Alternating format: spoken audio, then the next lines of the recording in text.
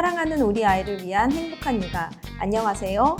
백인의 앞바당과 함께하는 육아 참견, 발달 분야 멘토를 맡은 어머님들과 아버님들, 아이들을 사랑하는 사람 김영은입니다.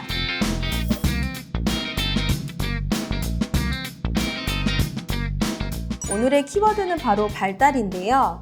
아이를 키우다 보면 우리 아이 잘 크고 있는 건가? 이 정도의 신체 발달은 적절하게 발달하고 있는 건가? 옆집 아이는 말이 빠른 것 같은데 우리 아이 너무 느린 거 아닌가? 이런 생각을 하게 되시죠. 엄마도 아빠도 부모님은 처음이니까 이런 고민 충분히 하실 수 있습니다. 아이들의 기본 발달 과정에는 신체, 언어, 정서, 사회성 등등이 있지요. 아이들마다 선천적으로 타고난 능력이 다르기도 하지만 아이들의 양육 환경에 따라서 양육자와 어떻게 상호작용하는지에 따라서 발달의 정도가 달라질 수 있기 때문에 아이들의 발달에 대해서 부모님들께서 알고 계시는 건 너무 중요합니다. 그래서 준비했습니다. 백인의 앞바당과 함께하는 육아 참견, 우리의 아이들과 발달을 이해하는 방법에 대해서 알아보겠습니다. 본격적인 솔루션을 시작하기 전에 도착한 사연부터 살펴볼게요. 오늘도 많은 아빠들이 보내주셨는데요. 어떤 고민들인지 하나씩 읽어볼게요. 첫 번째 사연입니다. 7살 아들을 둔 아빠입니다. 아들이 아직 한글을 익히지 못해서 고민입니다. 주변에서는 초등학교 가면 다 한다고 하는데 아이 친구들은 한글도 읽고 쓸 줄도 알더라고요. 제가 책도 읽어주고 직접 써서 알려줘 보기도 하는데 도통 관심이 없네요. 혹시나 친구들에게 한글 모른다고 놀림받는 건 아닌지 걱정도 됩니다. 또래에 비해 발달이 늦는 걸까요? 부모인 제가 어떻게 해야 하는지 방법 좀 알려주세요. 네, 첫 번째 사연은 또래에 비해 한글에 관심이 없는 우리 아이가 걱정입니다 라고 보내주셨어요. 7살 부모님이니 충분히 하실 수 있는 고민이라고 여겨집니다. 나머지 2개의 사연을 읽고 이 사연에 대해서 솔루션을 이야기 나눠보도록 하겠습니다. 두 번째 사연입니다. 6살 아이를 둔 아빠입니다. 아이가 아직도 잠을 잘 때면 손가락을 입에 물고 자서 걱정입니다. 반창고 등으로 손가락을 감아보는데 잘 되지가 않더라고요. 혼난 날이나 스트레스가 있는 날에만 그런다면 이해가 되는데 기분 좋은 날에도 잘 때 손가락을 입에 넣습니다. 어떤 점이 문제일까요? 이유가 정말 궁금합니다. 네, 이어서 세 번째 사연도 함께 만나볼게요. 세 번째 사연입니다.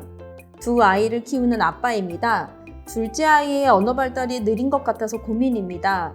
첫째 아이도 말이 느리긴 했지만 잘 따라하고 스스로 하려는 의지가 있었는데 둘째는 말이 느리기도 하고 발음도 정확하지 않아서 그런지 말 대신 울음과 찡찡거림으로 의사표현을 합니다. 행동을 정말 잘 따라하고 흉내도 잘 내는데 말이 안 되니 걱정이네요. 내년이면 5살인데 이렇게 둬도 괜찮을까요? 어떻게 해야 말에 관심을 가질까요? 해결 방법 좀 알려주세요. 3개의 사연 만나보고 왔습니다. 대부분 적절한 시기에 발달을 하고 있는지에 대한 고민이셨는데요. 고민이 담긴 내용들을 하나하나 살펴보면서 구체적인 솔루션 드리도록 할게요. 첫 번째 사연은 한글 학습이 다른 친구들에 비해서 느리다는 것에 대해서 고민하시는 아버님의 사연이었습니다. 아이들의 모든 발달은 순차적으로 일어납니다. 처음엔 뒤집기를 하고요, 앉기를 하고요, 그 다음에 자꾸 일어섭니다. 한글 학습도 마찬가지로 일어서는 것과 같이 먼저 우선되어져야 되는 과정이 있습니다. 언어 활용 능력이 아이가 어느 정도 되고 있다면 한글 학습 준비하는 첫 단계는 완료된 것입니다. 아이가 언어 활용 능력이 되었다고 해서 바로 한글 학습을 시작하는 것은 사실 아이한테 무리일 수 있습니다. 그 전에 준비되어야 하는 것은 아이가 필기구를 잡을 줄 알고 동그라미, 네모, 세모, 직선, 점을 그릴 줄 안다면 아이가 한글 학습을 시작할 수 있다는 능력을 가진 아이로 보셔도 좋습니다. 이 정도 준비가 되었다면 몇 가지 솔루션을 드리도록 할게요.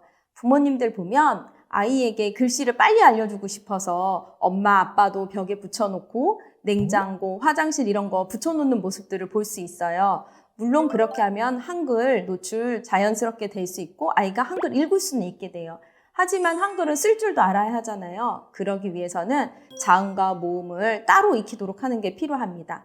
아이들과 함께 있을 때 자음과 모음을 활용해서 함께 놀이하는 것도 도움이 될 수 있습니다.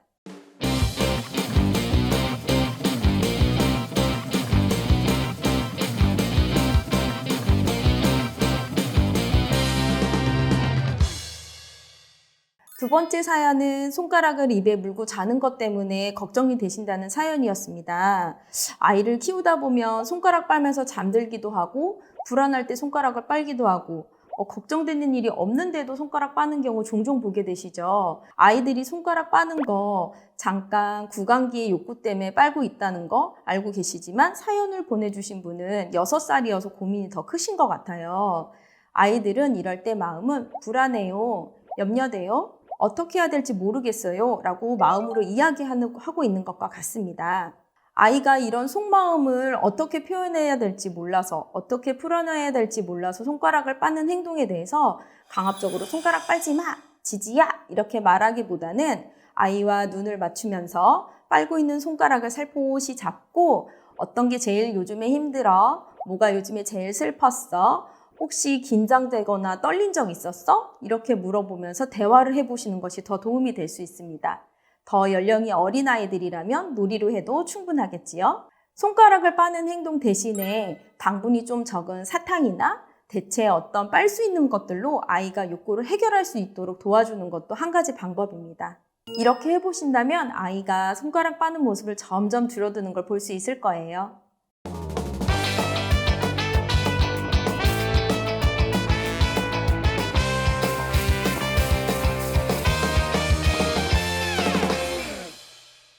세 번째 사연은 또래에 비해서 언어 발달이 느리고 발음이 부정확한 것이 고민인 아버님의 사연이었습니다.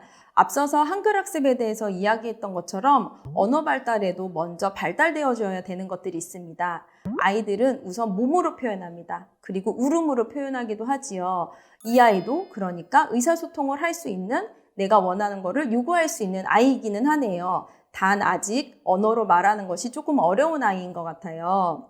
이런 경우에는 무조건 예쁘게 말해야 돼, 다시 말해봐 이렇게 하기보다는 부모님께서 지그시 눈을 마주쳐 주시면서 아이가 어떤 말을 해야 되는지, 어떤 말이 필요한지 먼저 모델링 해주시는 것이 필요합니다. 그러면 아이가 조금씩 그 모습을 따라하려고 할 거예요.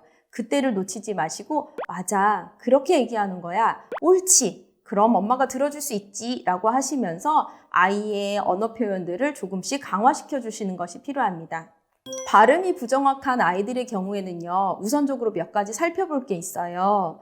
아이가 말소리를 듣고 그 말소리의 단어들을 변별할 수 있는 능력이 되는지, 또 입안의 구강 구조, 입술, 경구개, 영구개, 편도 등을 구조적인 문제는 없는지, 구조적인 문제가 없다면 활용하는 데는 어떻게 잘 활용하고 있는지를 살펴보는 것이 우선입니다. 혹시 이 부분에 대해서 염려가 많이 되시는 분이 계시다면 전문기관을 찾아서 반드시 검사해 보시는 것을 권해드립니다. 발음에 대해서 가정 내에서 할 수 있는 몇 가지 팁을 드려볼게요. 일단은 단어를 이야기할 때 엄마 아빠 얼굴을 보고 따라하는 거예요. 처음부터 강압적으로 따라해, 이렇게 해야지, 여기 봐봐 이렇게 하는 게 아니라 잘 보이지 않는다면 립스틱도 발라보시고요. 장난으로, 놀이로 이렇게 접근하는 것이 필요합니다. 아이에게도 입을 크게 벌리고 또박또박 얘기하는 것이 진짜 멋진 거야, 귀에 더 잘 들려, 이렇게 표현해 주는 것도 한 가지 방법이지요. 예를 들어서 파도 하면 입술이 움직이지요. 그쵸? 오이 하면 입술이 붙지를 않아요. 이런 것들을 아이에게 관찰해 보도록 하면서 따라해 보도록 하는 것도 언어 발달에 굉장히 도움이 많이 되는 활동입니다. 무엇보다 가장 중요한 거는 이 모든 활동들을 강압적이지 않게 즐거운 상호작용 놀이로 해본다면 아이의 언어 발달 그리고 언어의 발음 문제 조금씩 해결해 나가실 수 있을 거라고 믿습니다.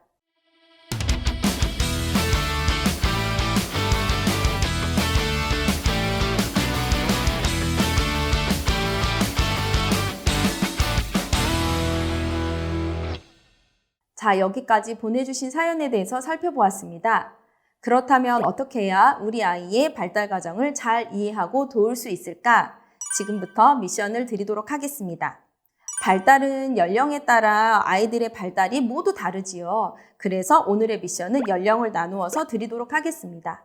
3살에서 4살 아버님들에게는 로션을 가지고 놀이하는 거를 미션으로 드립니다. 루돌프코 놀이라고 말하기도 하거든요. 아이들과 눈을 마주치기 위해서는 코에도 한번 발라보고요. 코에다 휘지 같은 걸 붙인 다음에 후 하고 불어서 아이들이 눈 맞춤을 유도하기도 하고요. 그리고 로션으로 발에다가 다리에다가 발라서 쭉쭉쭉쭉 눈 마주친 다음에 발사! 이러면서 놀이도 한번 해보시고요. 로션 가지고 우리 아이 어디가 제일 소중하지? 아, 여기는 다쳤었네? 아, 여기가 제일 특별하네? 라고 하면서 로션을 가지고 상호작용하는 놀이 3살과 4살 친구를 두신 아버님들에게 미션으로 드립니다. 5살과 6살 친구들은요, 조금 더 역동적인 미션을 드릴게요. 보자기나 아니면 각 티슈에 있는 티슈를 한 장 뽑아서 후 불고 잡고, 던졌다가 잡고, 그리고 아빠도 한번 던져보고 구겨보기도 하고 날려보기도 하고 떨어지지 않을 때까지 불어보기도 하고, 이런 놀이는요, 아이가 몸을 신체를 조율할 수 있는 방법들도 배우고요, 상호작용을 즐겁게 할 수 있고요, 당연히 신체 발달 촉진에도 도움이 될 것입니다. 7살 친구 아버님들한테는 한글 자음과 모음 찾아오기 놀이를 미션으로 드립니다.